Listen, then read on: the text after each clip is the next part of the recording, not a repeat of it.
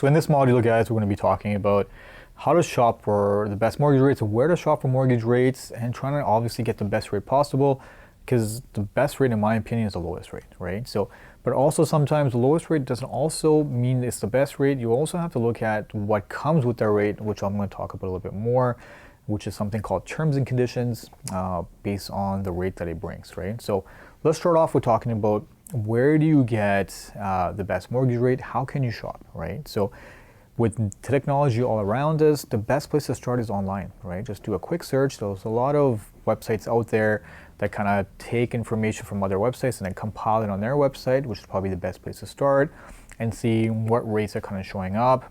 At the top of my mind, I can think of something called like Rate Hub, where they just take different rates from different lenders and they compile it on their thing. Sometimes you go on Rate Hub though, and you'll see their rates. Sometimes they're not as accurate because maybe the banks are not showing accurate rates on their websites, right? So it might not be as accurate, but it'll give you a little bit of an idea. So what I like to think is sometimes most banks are going to be very similar to their counterparts when it comes down to mortgage rates, because at the end of the day, every bank is competitive and they want the rates, right? They want to be able to get your business, so they'll offer you very similar rates. Sometimes there's got to be an odd reason for why they'd be so much higher than other banks, but most of the time they're going to be very consistent, right? So go online, check for rates, but let's say, for example, you go to your home bank and your home bank's rates are a lot higher. It doesn't make sense, and it usually is because that's what they put their posted rate, because rates can change significantly and they can change very quickly. They can change in a day, they can change in 2 days, and maybe the website's not updated. So what they do in that scenario is they'll give you a rate, and then they'll say, listen, reach out to our mortgage specialist or reach out to the branch to find out more. And that's usually when you'll get a little bit of an idea, right? So what I would do is check online to see if the rates are not making sense with, let's say, other sources like Rate Hub or something like that. Maybe call the branch and say, hey, can you get me in touch with someone? Speak to them over the phone. Doesn't mean you need to do an application. You don't need to do an application to get a rate, right? Big misconception for a lot of people, that every time they ask for a rate, someone does an application, that is a credit check, and now you might not want to go with that bank. Now you've done an inquiry on yourself, which is not the best thing to do. But just giving somebody a call, getting an idea is probably the best way to kind of decide, okay, these places have the best rates. Maybe I want to now go and apply there. And then only at that time should you do an application, once you've decided which bank and which rate you're looking at getting. Now, earlier I did talk about that rates are not always everything, which is the case, right? So if you go on websites like Rate Hub, on the very top you'll see some rates, and they're very low rates, but they're maybe companies that you've never heard of, right? They're companies that you've never seen or heard of, and the reason is because they're smaller companies out there. They're not considered what we consider to be like real banks. They might not have a location. They might be, let's say, an insurance company that has a lending division. They might be a finance company that has a lending division, and they're trying to drum up business by offering really low rates. So sometimes what I would say is you get what you pay for, right? So if you get a really low rate, there might be some terms and stipulations attached to that rate. It could be in the form of paying your mortgage off sooner, which is called prepayment privileges. It could be the fact that you want to sell your home and port it, so it could be portability privileges.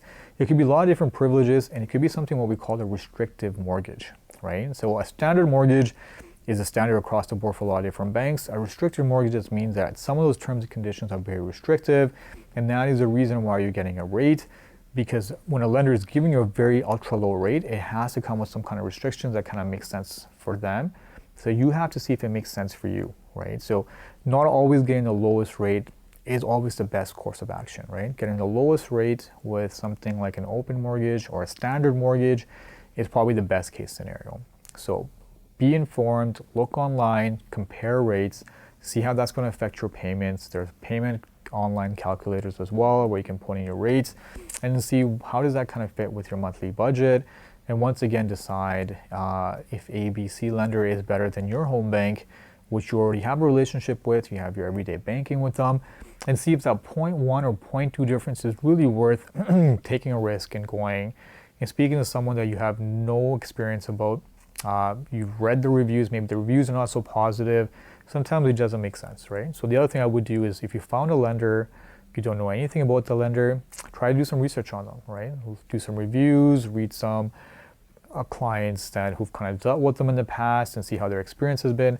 That would kind of help you decide, does that make sense for me? Does that not make sense for me, right? So changing lenders after your term is up, right? So now let's say you've taken a 5-year fix, your 5 years is completed, you've paid off the 5-year term. What should you do at that time? So most banks, what they'll do is they'll send you a renewal, like a renewal agreement or a renewal papers that we call it in the mail, and then you could take a look at it, book an appointment with the branch and see what they're currently offering you to see at that time. Now at that time, this is technically what it means that now you're open to kind of shop anywhere you want to go, right? You could go to any other lender, you could decide to stick with the same lender depending on what the rates are, but technically it's a free for all, what I would say, right? So like technically every lender is going to want your business, and then you can also shop around the best rates at that time again like you did previously, and then kind of go from there, right? So let's see, if your current lender is giving you a really competitive rate and you feel like, hey, listen, I've had a relationship with this bank, everything's going good, the rates are really good compared to